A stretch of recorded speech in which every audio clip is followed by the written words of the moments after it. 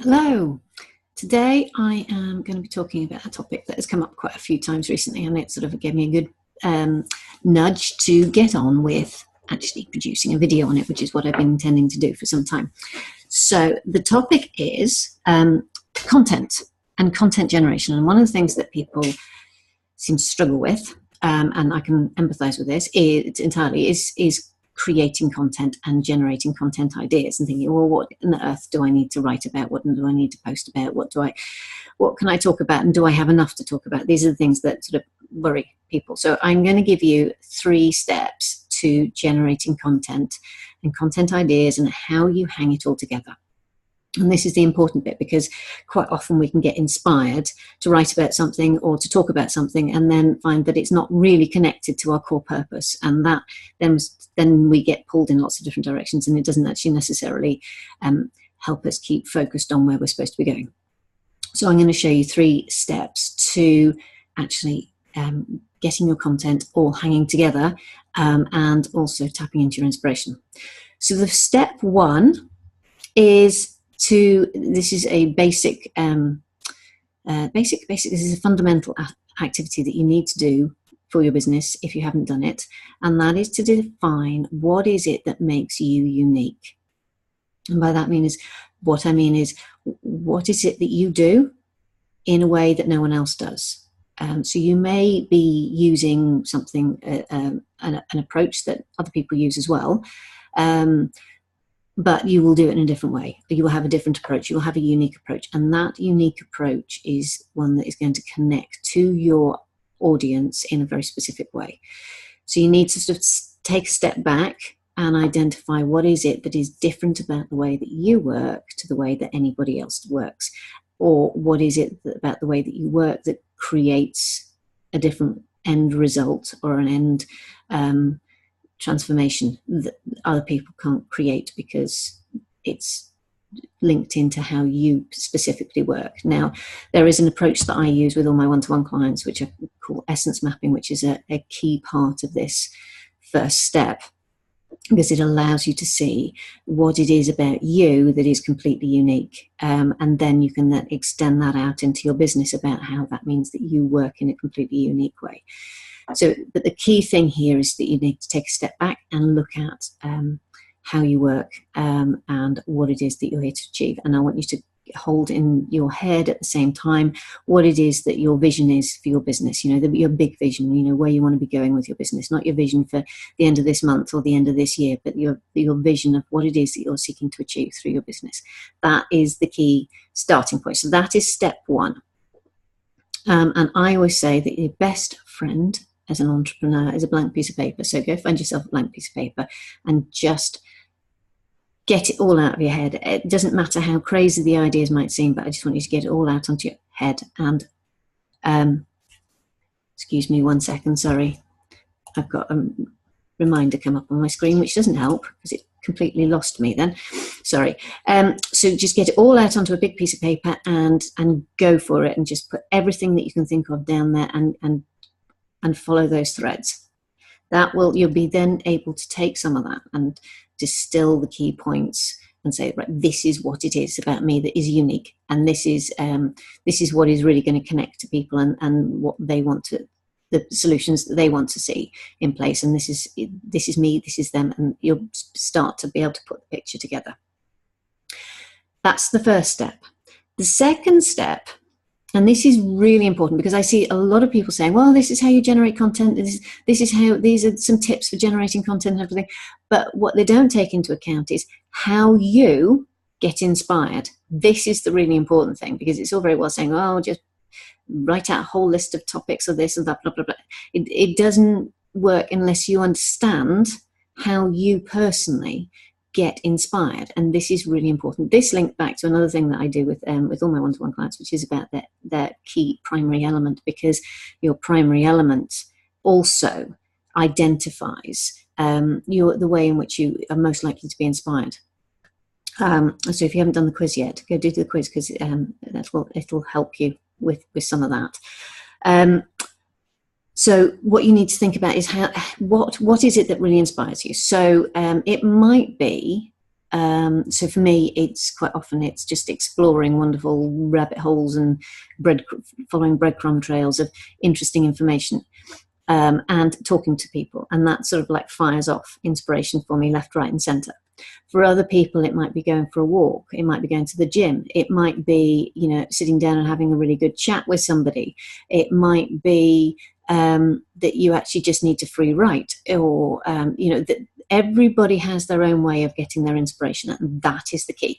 Tap into your way of getting inspiration, because if you're trying to tap into anybody else's way of getting inspiration, then it's not going to come forward for you, and you're going to be wondering, you know, whether or not you have enough ideas in your head to justify having a business of it. And that's not a helpful frame of mind to be in, because you have so much to offer. You have so many ideas, and you can think of millions of ways of linking those ideas into content if you give yourself the right space to do it. So once you've identified how it is that you get inspired, the thing to do then is to go off and make sure you make time for that.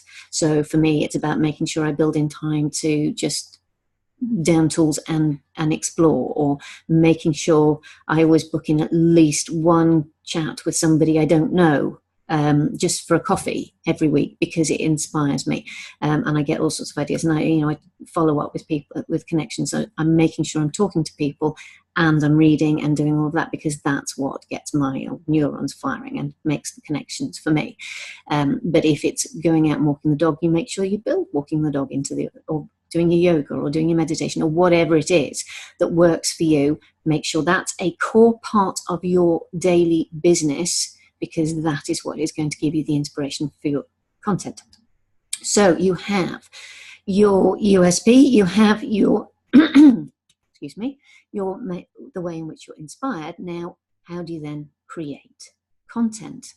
And most importantly, how do you create content that hangs together? Because I can come up with millions of ideas of things that inspire me and interest me, but they are not related to my business.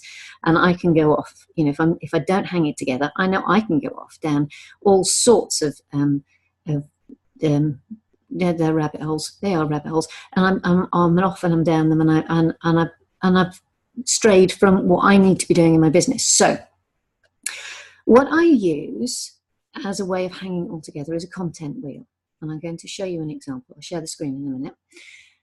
And the content wheel is basically, it's a visual way of representing the core areas of expertise, excuse me, interest, specialism, whatever it is about your business that is linked back to your objectives. What it is that so you take your USP, this is really important.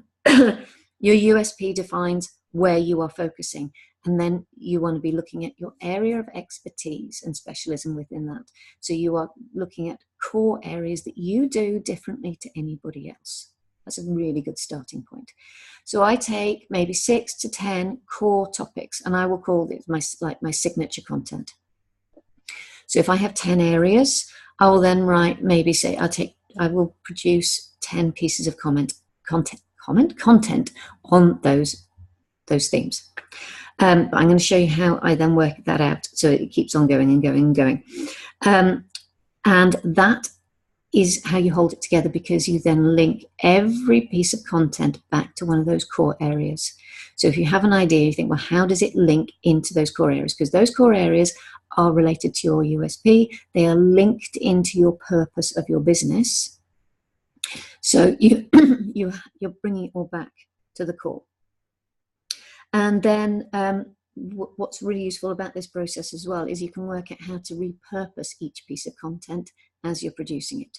So I'm going to stick my glasses on. I'm going to take you into the screen share, so you can have a quick look at I'm going to show you my content wheel, and then I'm also going to show you the process that I use for taking that out. So what do I want? I want that one. And will it let me share? No, I'm going to do that one. Share screen. Right. Okay. So this is my content wheel. So in the center, I have got, I was going to leave some blank ones, but I ended up finding that I had more things than I thought I had to talk about. So this is my content wheel. These are my core signature areas of content. So I talk about energetics, harmonics, elements, dynamics, passion, purpose, that sort of thing. So those are my core areas. Doesn't sound like marketing, does it? That's the point for me. So these are all my core areas. And then in the answer, just for the ease of making sure it's all in one place, I've put all the ways in which I might actually just repurpose that content. So I've got things like, I might take a blog and turn it into a video. I might take a blog and turn it into 3 posts, social media posts. When I write the blogs, I'll be deliberately putting specific image. Excuse me 1 second. See if I can. Where's it gone? Sorry. Okay, she's stopped now. Right. Where was it? Right. So when I'm writing my blogs, I will be specifically putting in sentences there that I can extract for as a quote to put on an image, for example.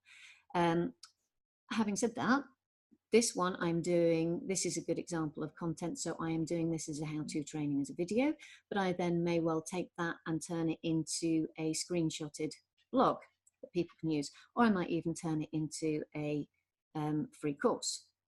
There's lots of things that I could do with it. But the point is that, if you have all of those possibilities of repurposing in place before you start, then you can follow through with it. Now, those are my ways of repurposing it. They don't have to be your ways of repurposing it, because you might actually say, okay, I've got a signature piece of content. I want to turn that into a signature talk that I deliver, that I might deliver via podcast, or I might deliver through public speaking engagements, or I might be actually saying those signature pieces of content I want to put out on guest blogs. Shush. Sorry. Or I might want to put them out on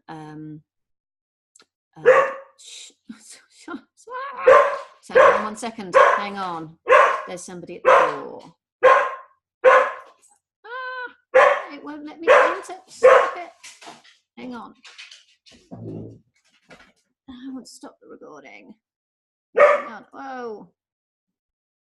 Right, I think she might actually, I might be lucky now, because she may have, postman's been very early. There I was trying to organise this before the postman arrived, and he didn't. So anyway, right, I can see that. Right, so I've got my forms of repurposing in, but you want to be looking at your forms of repurposing in terms of the ways that work best for you. Again, coming back to your elements, if you can tell you a great deal about the ways in which repurposing can work for you, because it'll tell you what sort of activities, marketing activities, are going to work best for you. So you want to come back to your specific ways of repurposing that are going to work best for you and for the content. So that is that is the content wheel. Now I need to, how do I get back into this? It does not want to let me back in and to screen share. Stop, hang on. I'm going to stop the share a second. There we go. Right, now I need to go back in. Sorry, that's a complete pickle, isn't it? Let's share the screen again and come into the content wheel, how then take it out. So this is how I take each topic and then turn it into more topics, and also how I repurpose it. So you begin with the wheel. This is going well. Sorry, I'm doing a Theresa May now. Begin with the wheel and give it spokes, 1 spoke for each of the core areas of your expertise that you want to share. And then from each spoke, you want to take out the topic. So you can see I've got the content wheel down in the bottom left-hand corner, which is down here. And then, so this is my core topic that I'm bringing out of the content wheel. And then I'm going to identify maybe half a dozen subtopics that relate to it. Now this isn't fixed. You can just keep on going with this. This can get as extensive as you like as you get more and more inspiration. So you'll identify a topic. So for example, I have a blog post which is part of my signature content, which is called the Golden Thread. From the Golden Thread, I have, there's a blog on that, which I will then turn it also into a video. But there's also some subtopics that come off that because I talk about energetics of marketing in that post. So there are 3 pillars to energetic marketing. So each of those is a subtopic. So you extend the topics out, and then when you get a bit of inspiration and an idea that excites you, you can add that as a subtopic. But because you've got it visually and you've got your core content areas all in one place, you can actually say, where does this bit of inspiration fit? So you are making sure it is coming back to your core all the time. So it keeps all of your content within your core brand areas and allows you to keep your language consistent and the terminology consistent, which is really important for brand awareness and for people to feel consistently connected to what you're doing. And then what I can do then with each subtopic, this is the sort of thing that is best done probably freehand, actually, on a piece of paper. This is certainly how I do it. So each subtopic that you've got, you can say, okay, now how am I going to use that particular topic? So, for example, it might be that I'm going to do a blog post, a video training, extract quotes for tweets, or use key points within that blog post to produce some longer social media posts. So I've got those ideas. I mean, you can go as far as you want, but if you have it in mind when you think, okay, that's that topic, this is best presented in a video format, or this is best presented in a blog format, or this is best presented in a podcast format, that's your primary one. And then you think, how do I repurpose it? So, for example, this video, I could, minus the dog barking and the coughing, have it transcribed to turn into a blog post, or at least as a starting point as a blog post. I could take the content wheel and the content mapping process and turn it into a freebie that people could sign up for, or I can take, there's lots of different ways of doing it. The point is that if I think at the outset, when I'm producing the content, how I'm going to repurpose it, am I going to take a Facebook Live and download it and then upload it to YouTube so I can work on my YouTube channel without having to re-record a separate video, or am I going to take, just take key quotes out of a video to use as a teaser to get people to watch the video? So this video itself, what am I going to do with it? So that you understand how you can repurpose it without actually necessarily having to put any more work in. So I'm recording this on Zoom because I wanted to do the screen share. I'm going to upload it to my Facebook page. I'm going to upload it to my YouTube channel. YouTube channel. And I am going to send it out to my list. I am potentially going to turn it into a screenshotted blog post. And then I will have or I'll just turn it to a blog post. I could turn it into a blog post and then actually have the content mapping process as an opt-in. These are all sorts of things I can do with it. But I think about those things at the outset, then I know where I'm going with it and I can actually script it. So, for example, if I know that I want to do, say, a Facebook Live that I then want to also put out as an audio, then I know that this one isn't going to work to do that because it's got visuals in it. But if you're thinking about it, then you can actually say, right, okay, so this is how I present it. So you can actually start to sort of give yourself a bit of a script for your video that you know is also going to work on your audio version. So if you think these things through at the outset, then you are giving yourself that plenty of opportunity to repurpose in multiple formats. And this is something that, to be honest, that you will get better at as you do more of it, and you think about how you best work, and also you just you'll get into the swing of it. You'll know what works for video. You'll know what works for blog posts. You'll know what works, what's a good quote to put out, or you'll know what's your best content to put on guest platforms. Whether or not putting something up onto Medium for the sake of argument, or you want to pitch to Thrive Global, or you want to pitch to a podcast as an idea that you want to talk about. You'll understand what bits of what you're presenting work best in different formats, the more practice you get with it. Well, that's the basic process of content mapping. That's how I do it.